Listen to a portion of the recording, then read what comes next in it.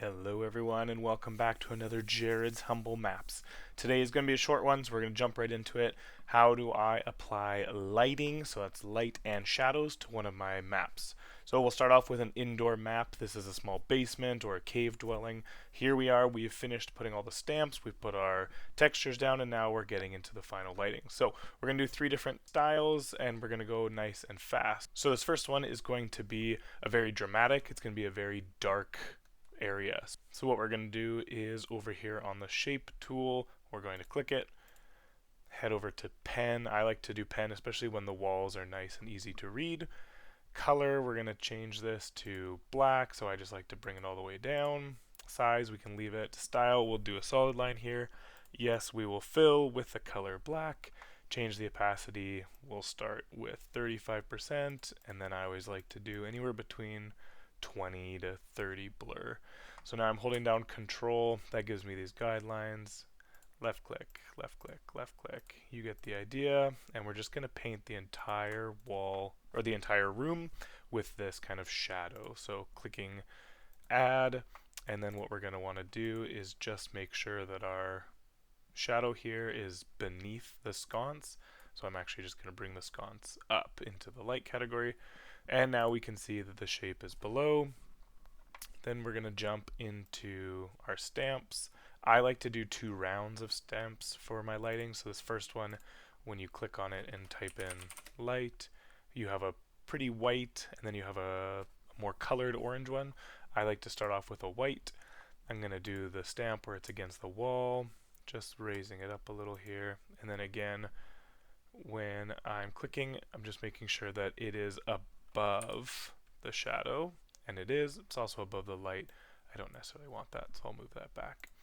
And then rinse and repeat on this side. I'm actually going to collect both of these lights, and I'm going to make them just a little brighter. Just kidding.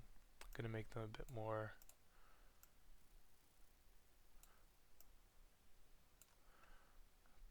white. And then what we're going to do is we're going to come back and choose that orange stamp. Again, it's this half wall, and then I'm going to make it fairly large and just place it over top of those white. And there you go. It's a pretty dramatic light. Something else we can do just to add is go back to the shape. It should keep all of your recents, which is nice. Make sure your merge is turned off, or else you're going to kind of basically undo some of that work.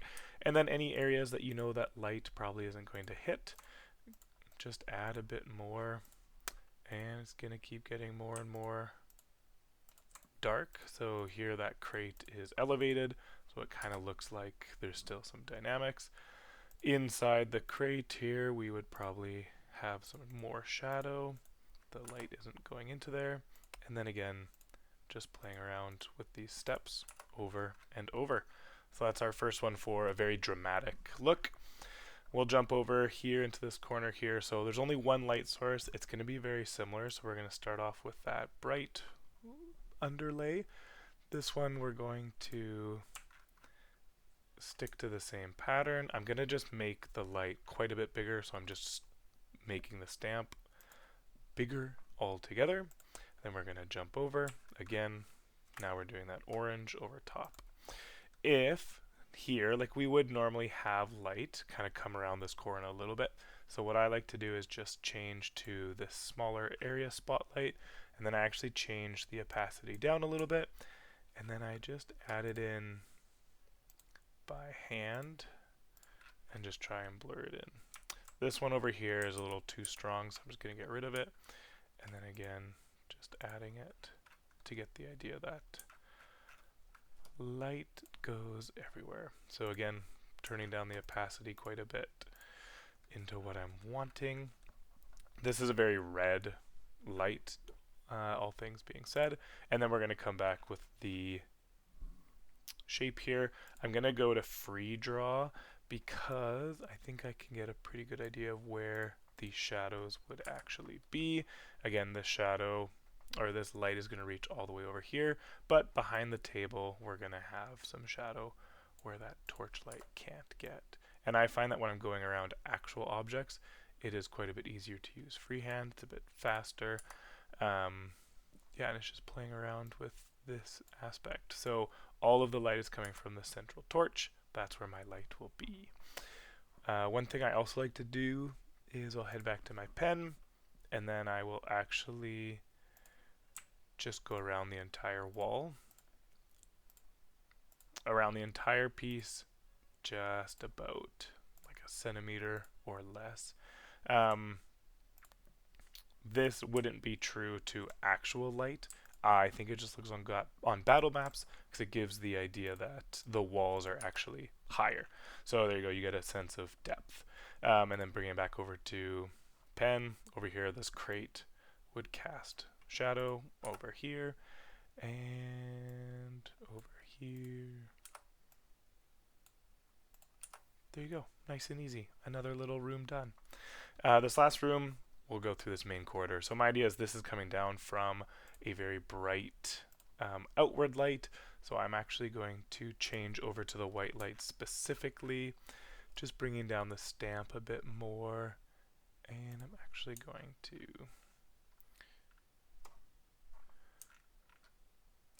this one, so keeping it that bright white, bring it back a little, and then I'm going to go into the transform, and I'm going to just make it a little thinner, just so it doesn't cover too much.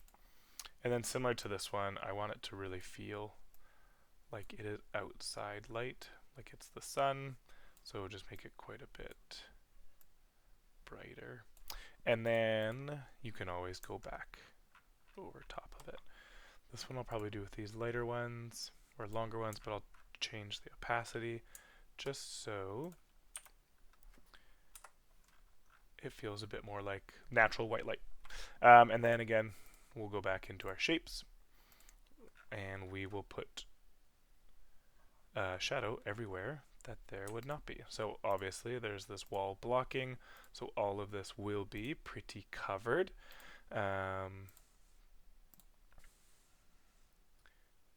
In shadow, oops, I'm gonna restart that one.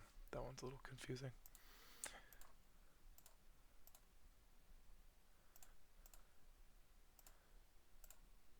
Sometimes if you can't draw the lights just right, it might be easier.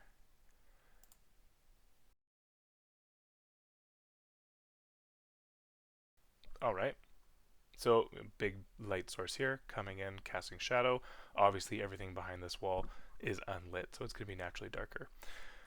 One nice and easy thing you can do is now that you've laid your shape is you can come over, click it, and just change the opacity. So if you're wanting to really make that shadow more dramatic or dynamic, super easy to do so. Obviously you play along with it for a lot more, but those are 3 ways of doing lights and shadows.